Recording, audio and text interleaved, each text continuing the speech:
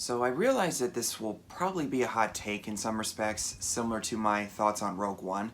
Like it or not, I have to give my honest opinion.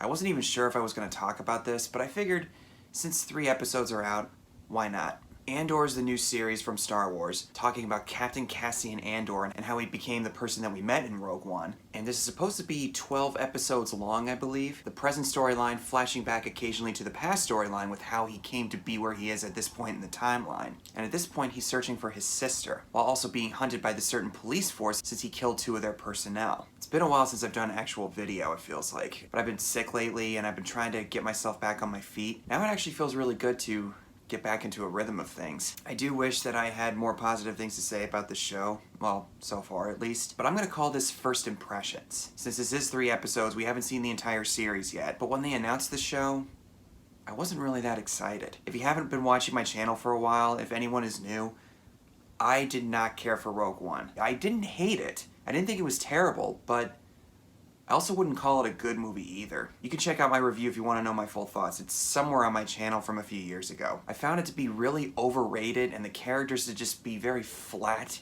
and bland and not that interesting in the slightest. And the show once again continues a trend for Lucasfilm of adapting a Star Wars property based on a character that we already know from pre-existing lore. Because ever since The Last Jedi, Lucasfilm has been very wary of trying something new. Whatever they decide to do going forward, I don't really have a strong preference either way. I just want to see if they can get something good out of it. This takes place in 5 BBY before the Battle of Yavin, which for any non-Star Wars people out there, that's before the original film A New Hope. When it comes to the story, so far at least, I don't really see anything that immediately captures my attention, but I also don't see anything that makes me go, okay, this is gonna be bad. Not excited, but not pessimistic about it either. I will say this though, I do kind of like that it's a slow burn, and that it's slowly taking its time towards building something to hopefully, potentially, an interesting story. Because I will admit, my interest slowly peaked as the episodes went on. The first episode I thought, what's all the praise about? I don't get it. Second episode I thought, oh, okay, alright, maybe there's something good coming. We'll see. Stellan Skarsgård shows up, who you might know as Selvig from the MCU. It's not really clear what his deal is or who he's connected to, but obviously he's here to help Andor. And I'm assuming that maybe he has a connection to the Rebellion, which is how Cassian might have ended up in the Rebel Alliance. We also get some flashbacks to him as a child from that one planet that he was on. I can't remember the name of it. I know they mention where he's from when they're searching for him. And his foster mother, if you will, is played by Fiona Shaw, who you might remember as Aunt Petunia from the Harry Potter films. And also the one officer who's part of that police force that's searching for Andor, he was the police commissioner in the new Batman movie, the one that ends up being killed by the Riddler. Although that one character who's really determined to prove that this was a murder, I actually found him kind of obnoxious, to be honest with you. He just came off as too willing to prove that he was a tough guy and a really big, brave leader. I don't know, it just, for me, it didn't work. Maybe he'll show up in the other episodes and maybe they'll find him something better to do, but as of right now, I wasn't feeling it. I do kind of like seeing the town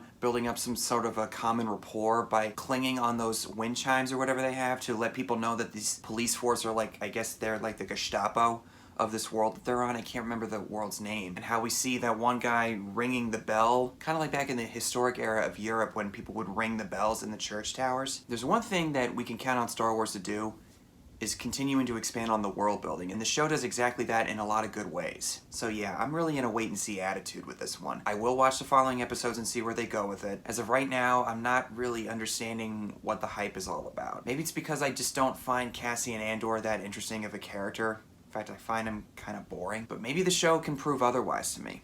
We'll see, who knows? Some people are probably not gonna like that I'm taking a very middle ground approach, because you either gotta love something or you gotta hate something. And to be honest, I find that kind of boring these days. It's a lot easier for me to be in the middle of the road. Some people pointed this out to me in one of my previous videos. I try to avoid extremes on either side. While it might not get me the most viewership or the most subscribers, it makes me sleep a lot easier at night knowing that I can actually be honest about how I feel and not necessarily catering towards one audience or a certain other type of audience. And there was a comment that I saw on Twitter from one of my followers and how some people were accusing the people who were disliking the show because there was barely any fan service, if at all. Fan service in Star Wars is inevitable. Just because there's fan service doesn't make it a bad movie or a bad show.